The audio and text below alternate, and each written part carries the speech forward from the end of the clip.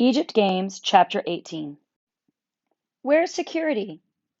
The next day, all 6 Egyptians waited with great impatience for the end of the school and the time to meet in the land of Egypt.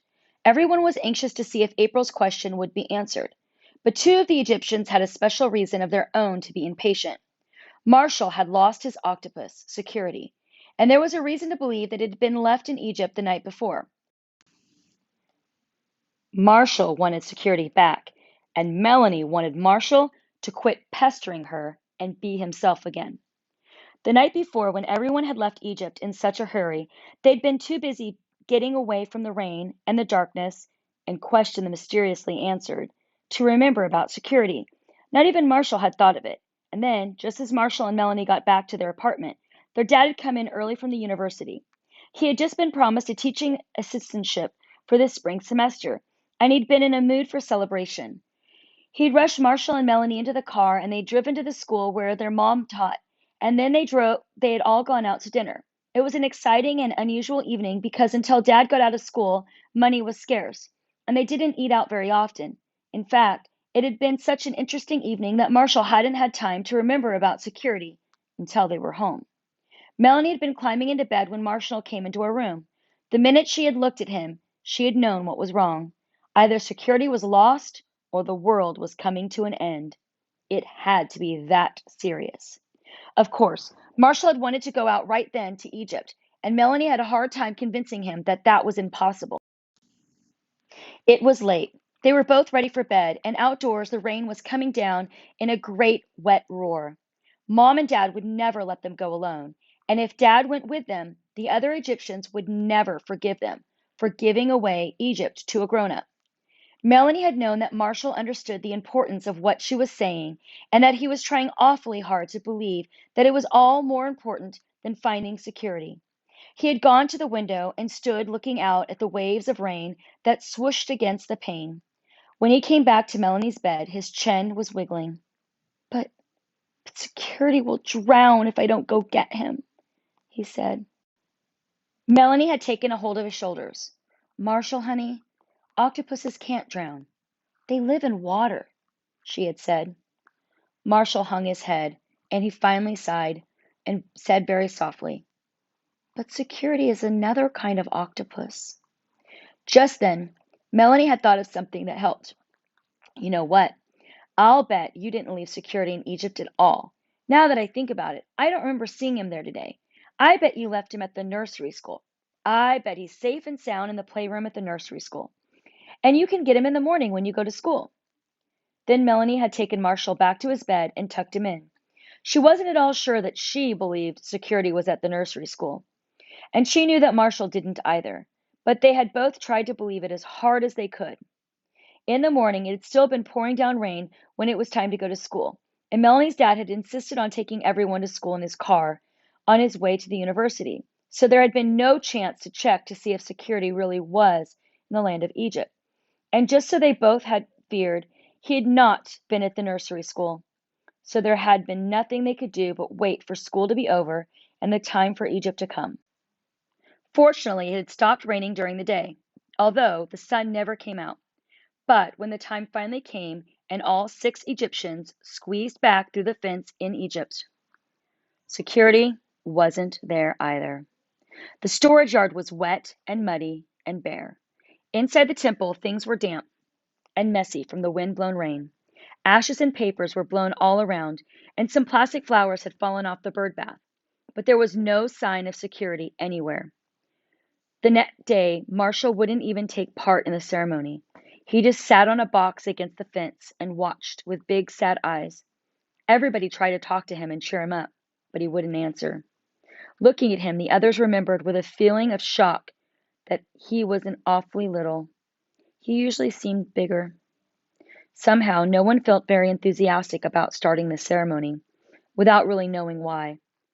It almost was as if they were a little bit afraid of finding out whether there was any mystery writing on the slip of paper and that still hung, damply limp, from the toff's beak.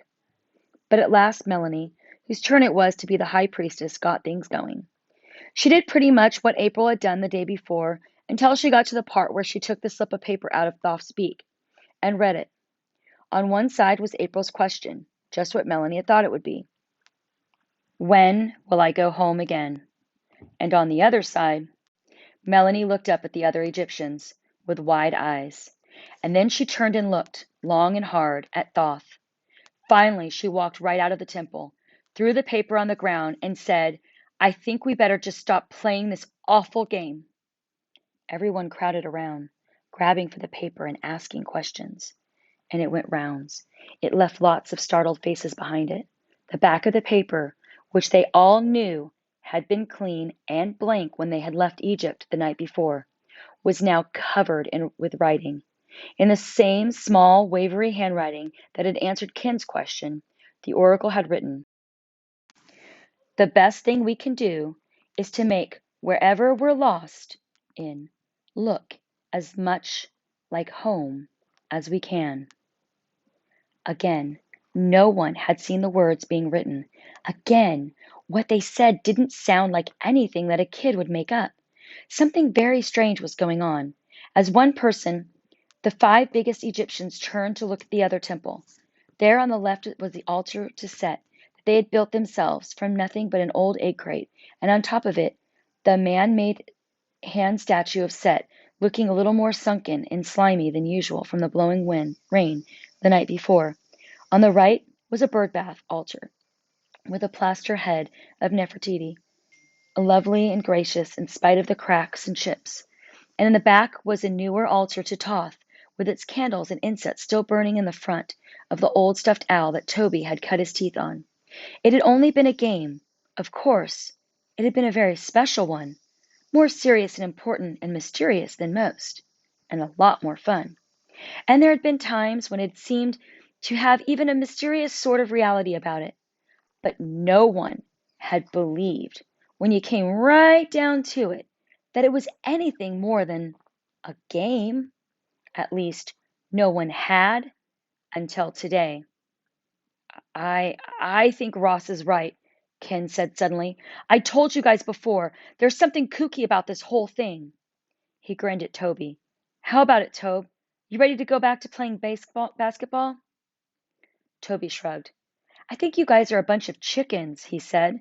Just when things get good and something really exciting starts to happen, you want to cop out? What I want to know is, if you don't like a little excitement, why'd you start fooling around with stuff like Egyptian gods and ancient magic in the first place?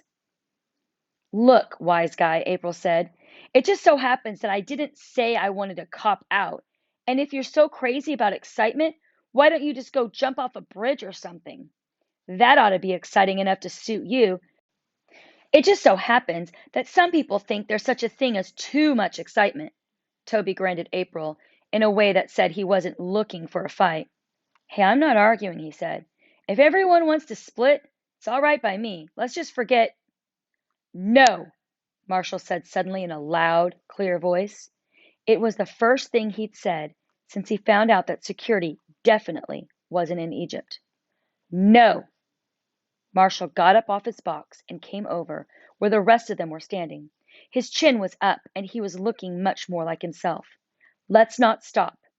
Let's not stop till I ask a question. I'm going to ask about security. Everybody tried to talk him out of it. April and Melanie and Elizabeth all tried because they could see how hard he was going to take it if the oracle didn't come through. And for some reason, Toby tried hardest of all. He squatted down by Marshall and talked to him for a long time about how he didn't think it was the kind of question that oracles answered. But Marshall only shut his eyes and shook his head and said, no. And everybody knew that Marshall never said no unless he meant it. So Melanie wrote, where is security? On a piece of paper. Because Marshall didn't do much writing yet, and Toby went through the ceremony just as he had the 2 times before.